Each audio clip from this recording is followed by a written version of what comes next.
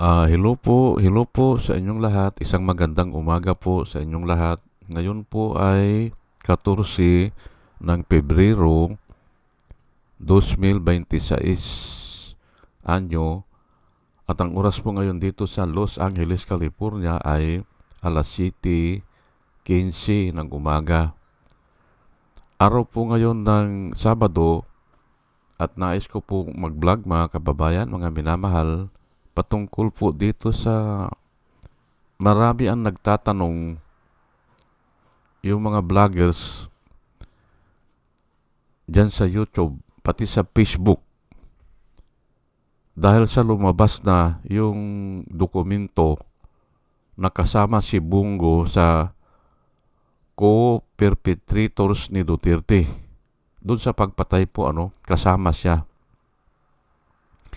Ngayon ay marami po ang nagtatanong ng mga vloggers, dinidiscuss nila kung magtatago rin ba si Bungo katulad ni Bato de la Rosa. Yan po ang title ko ngayon. Magtatago rin ba si Bungo katulad ni Bato de la Rosa? Di ba? Yan po ang tatalakay natin ngayon. Ngayon ay kumpurmi naman ako dun sa mga sinasabi ng iba. Opo, at tama naman yung sinasabi nila. Malamang magtatago. Opo, malamang. Yun ang assessment nila. At ako, ganun din. Pero, bibigyan ko po ng diin, gagamitin ko po ang Biblia. Bakit magtatago? Katulad ni Bato de la Rosa. Ayan po, kasama po ang pangalan nila, dalawa sila, pero marami yun eh. Pero ito munang dalawa kasi mga senador po sila eh. At si Bato ay nagtatago na nga. Ngayon ay ito si Bungo ay kasama nga sila sa co-perpetrators ni Duterte. Sang-ayon sa dokumento ng ICC. Lumabas na po yung dokumento at may mga kopya na ang media. May mga kopya na sila kaya ito ay isiniwalat na. Pati nga sa Arab News Sa Arab News, headline nila, 2 senador, hindi ba? 2 senador ng Pilipinas kasama sa co-perpetrators ni Duterte. Ayan po. Yung sa crimes against humanity po yan o yung mga pagpatay. Ngayon ay palagay ko magtatago din yan. Opo. Yan po Ngayon ay ito po ang isi-share ko po sa inyo na mga Bible verse. Opo. At ito palagi kong ginagamit. Proverbs 28 verse 1, the wicked flee when no one pursue him, but the righteous or the innocent is as bold as a lion. Yan po ang nakasulat the wicked flee when no one pursue him, but the righteous are as bold as a lion. Or the innocent. Yung inosente ay bold yan. Hindi natatakot yan. Na parang leon. Ayan po Kaya, magtatago yan kasi nga nakasulat Hindi ba? Hindi po natin sinasabi na mayroon ng desisyon. Pero, kung pag-aralan natin ang mga pangyayari, ay malamang guilty. Opo. Pero sa konsensya po itong tinatalakay dito sa Proverbs. Sa konsensya niya, guilty siya. Ayan po hindi doon sa korte. Pero mas malamang ang decision din ng korte dyan ay guilty. Ayan po Ngayon ay 1 John chapter 4, verse 18, ay pinili ko ito kasi iuugnay ko doon sa kwan nila doon sa pulisiya nila o doon sa advocacy nila na gusto nilang gumanda ang Pilipinas, hindi ba? Gusto nilang gumanda ang Pilipinas, kaya papatayin nila ang mga adik. Yun po iuugnay ko po yan dito. Ngayon ay sabi ni John sa 1 John chapter 4 verse 8, there is no fear in love. There is no fear in love, but perfect love drives out fear, because fear involves punishment. The one who fears has not been perfected in love. Yan po. Ang sinasabi po ay, there is no fear in love, but perfect love drives out fear, because fear involves punishment. The one who fears has not been perfected in love. Yan po, no? Ngayon ay, kung talagang mahal nila ang bayan, kung talagang mahal na mahal nila ang bayan at naniniwala sila na pagagandahin nila ang bayan. Mahal nga nila ang bayan Yun ang isinisigaw nila dati Gusto nilang ayusin ang bayan. Gusto nilang pagandahin ang bayan. Ay bakit matatakot sila pala kung yun ang dahilan nila? Adi, yun ang sabihin nila na mahal namin ang bayan, kaya pinagpapatay namin yung mga adik. Ganun Pero palagay ko hindi Ang nakikita ko po na dahilan dyan, bakit pinagpapatay yung mga maralita? Hindi ba? Ang pinatay nila ay yung mga kwan lang mga naka-sleeper para matakot ang tao at para matakot lumaban sa kanila o kailangan sundin sila. Kung ano ang gusto nila, susundin ng mga tao. Yun po ang nakikita ko dyan. Kaya nga, hindi nila maipaliwanag ngayon na ginawa nila yon dahil mahal nila ang bayan. There is no fear in love, but perfect love drives out fear. Because fear involves punishment. Ang iniisip nila ngayon ay paparusahan sila kaya magtatago sila. Hindi ba? Kaya taliwas doon sa sinasabi nila na mahal nila ang bayan, gusto nilang pagandahin ang bayan. Aalisin nila ang mga adik. Pero walang maniniwala doon. Walang maniniwala. Kasi po, ang tao inherent na o namana na ng tao na ligaw. Naligaw po ang tao o alipin ng kasalanan. Sinabi po ni Jesus Christ yan man commits sin because man is a slave of sin. Kaya kahit patayin niya yung mga adik ngayon, ay yung susunod pa. Yung isisilang pa. Inherent na kasi yun na kurap ang tao. Yan po ang pinapaliwanag ng Biblia. At si Paul, naubos niya ang 12 chapter ng Romans. 12 chapters po.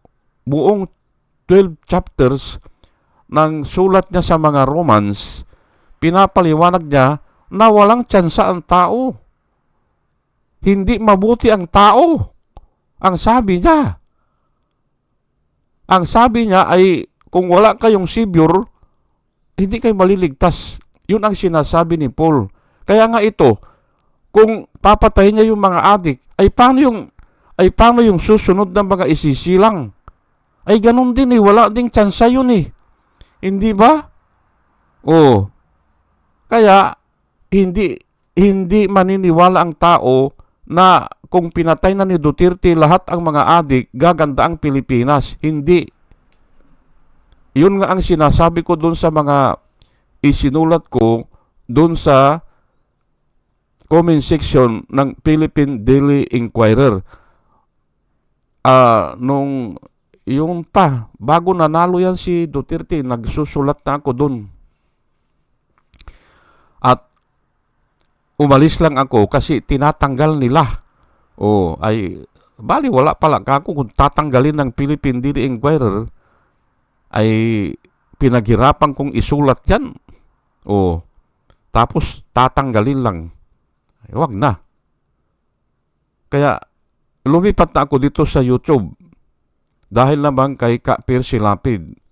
Nakikiusap si Ka Percy Lapid na kung kaya nyong mag-vlog na rin kayo. Ayan po Ngayon, there is no fear in love, but perfect love drives out fear. Because fear involves punishment.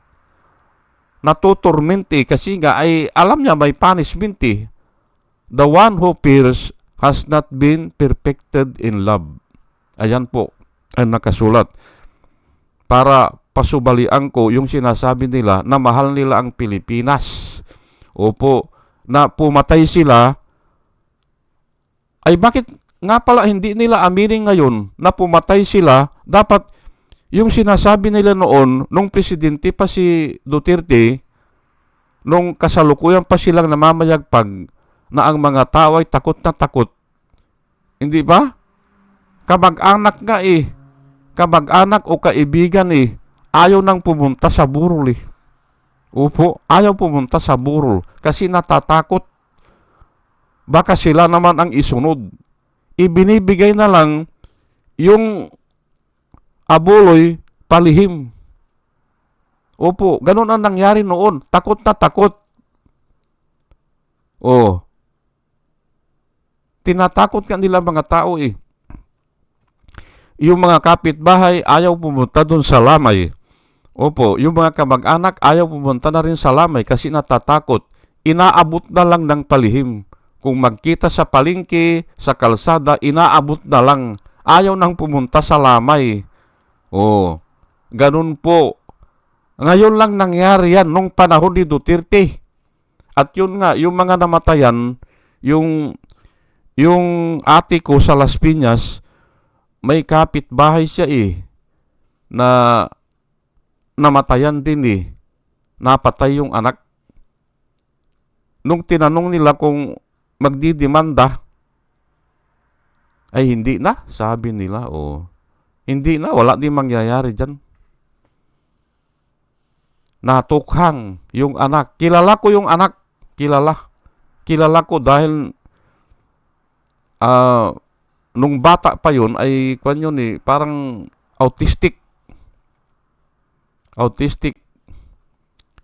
yung anak. Kilala ko kasi nung lumipat sila, nagka-diferensya yung kuryente nila. Ay electrical engineer ako, ay tinawagan niya ako. Sabi niya, tignan mo nga kanya. Ayun, nakilala ko yung anak. Bakit ka kung nakahubad yung anak mo? Naglalaro ng kahubad pero bata pa. Ay, ganyan talaga yan kanya. May diferensya yan, sabing ganun. Ngayon ay, yun nga ito ngayon sa Leviticus, para ipaliwanag natin na takot yang mga ganyan may takot yan kaya magtatago. Yung una doon sa 1 John 4:18, wala naman silang pag-ibig sa bayan Kasi kung talagang iniibig nila ang bayan, ay kahit na ibuwis nila ang buhay nila, pwede Hindi ba? Ayan. Ay ito ngayon, Leviticus 26, verse 36.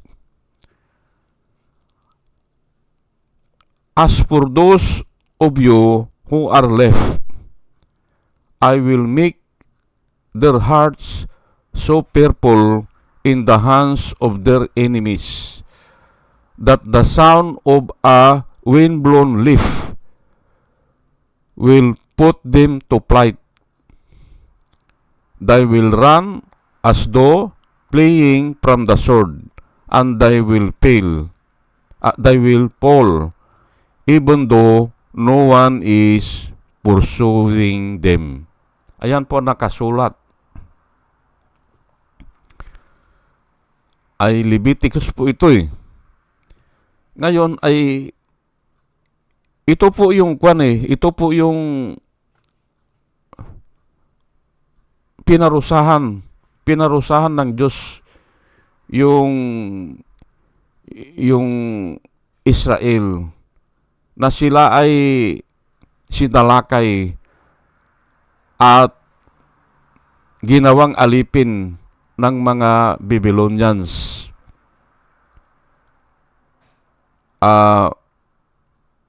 Sila ay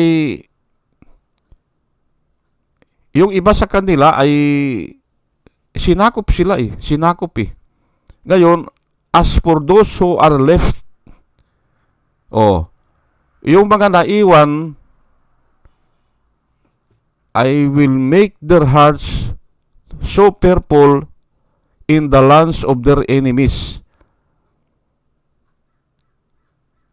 Dinala pala sila doon sa Babylonians, dinala sila, that the sound of a windblown leaf will put them to flight. Ayun. Ito po ang description ng guilty conscience.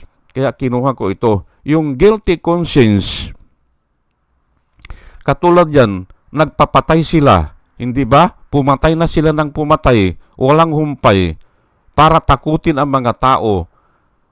Ay saan ba sila dadalhin yan? Ay doon, sa sa ibang bansa, hindi ba? At naandun lang nga si Duterte, hindi ba? Ay applicable po ito At yun nga, ang nakasulat dito ay aywan ko ito kung poetic lang ito pero nangyayari po ito sa tunay na buhay Yung may mga kaso, yung mga guilty conscience, yung galaw lang ng halaman, natatakot na sila Ay dito, yung dahon lang ito windblown leaf. Maaring mahulog lang yung mga tuyong dahon, natatakot na sila. Ayan po hindi ba? By the sound of a windblown leaf will put them to flight. Ayan po, hindi ba? Kaya magtatago sila o tatakbo sila o iiwas sila. Hindi ba? Ay nakasulat po yan sa Biblia Hindi ba? Ay naglalakad siya. Ngayon ay may nakita siyang puno na gumagalaw yung mga dahon, hindi ba? Ay akala niya may tao doon o may naghahanap sa kanya. Ganun lang po yan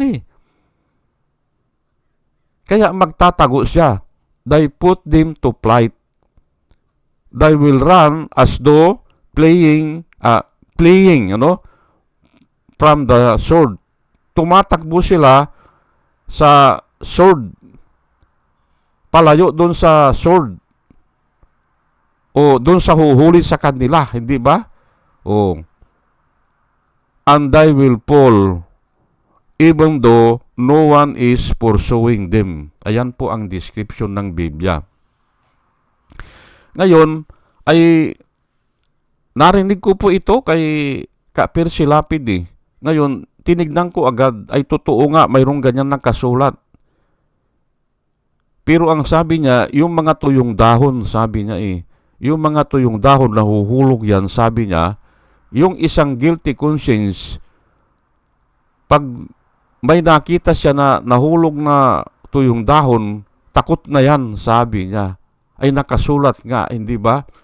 O kaya, gagalaw lang yung dahon dun sa mga puno na parang walang hangin naman wala naman malakas na hangin, ay takot na yan, tatakbo na yan. Yun po ang description dito na dinescribe nga ni Percy Lapid. At yan naman ang ginagamit ko ngayon para i-describe kung ano ba itong mga ganyan. Yung pumatay na sila ng pumatay, hindi ba? Applicable ito sa kanila. Even the sound of the windblown leaf will put them to flight. Tatakbo sila o iiwas na Akala niya may humahabol sa kanya. Hindi ba? Tama po ang description ng Biblia, hindi ba? O, ngayon ay ang katanungan po ng marami ay magtatago ba yan? Ay ako, yun po ang kuwang ko eh. Yun po ang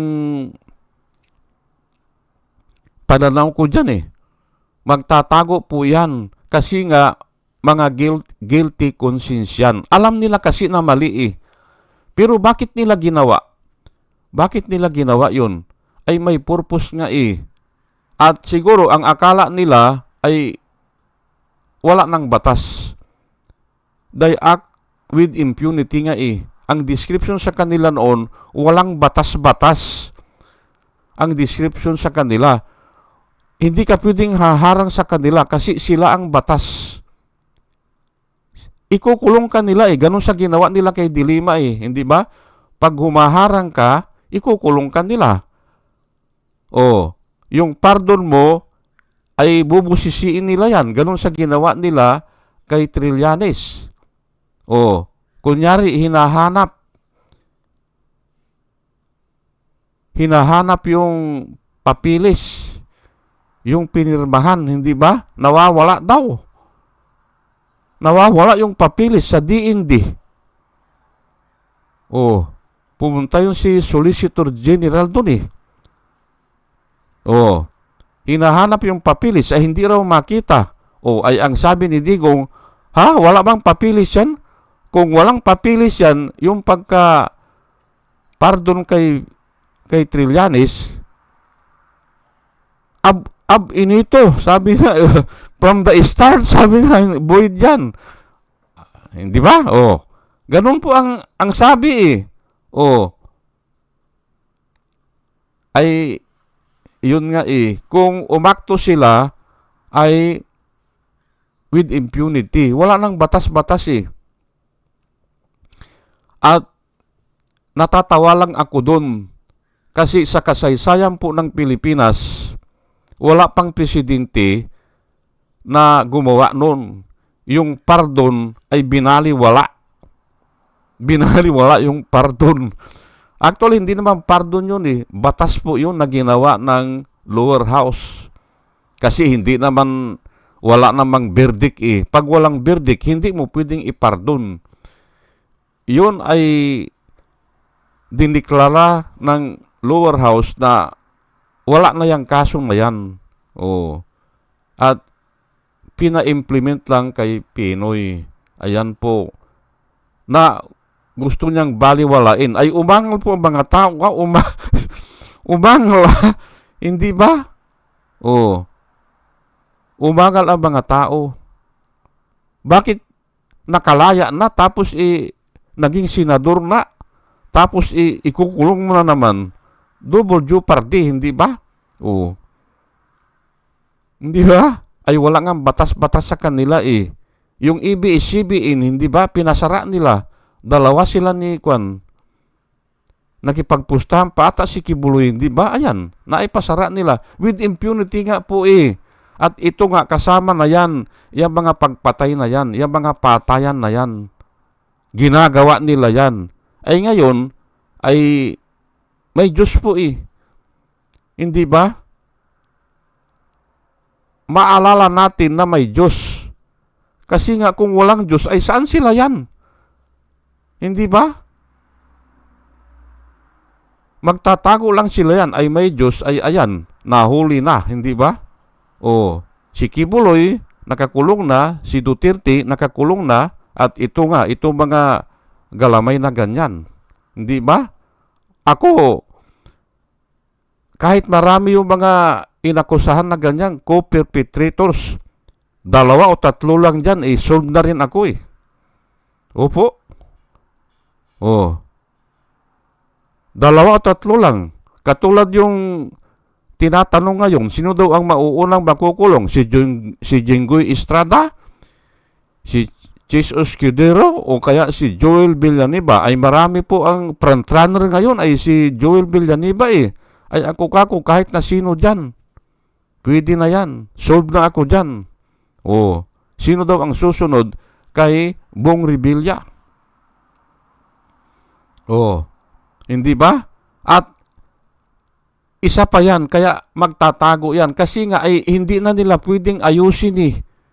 Hindi ba? Hindi katulad noon, ang sabi ni Kibuloy, si Duterte ay pumupunta sa dapat puntahan at inaayos ang dapat ayusin. Hindi ba? Sabi po ni Kibuloy yan, hindi ba? Sa sarili niyang pananalita sa media at nakarecord po yan. Ay, ayan po eh, ang ginagawa nila eh. Kaya nga yung mga kaso niya sa mga babae, hindi ba? Yung mga gandang babae, mga bata, hindi ba? Mga minor de edad, minumulis siya pala niya. Walang nangyayari, ay kaya nga ganyan eh. Pero pagbabayaran po nila yan. Kasi nga may Diyos eh. May Diyos eh. At yung Diyos po ay is the God of justice. Ayan po.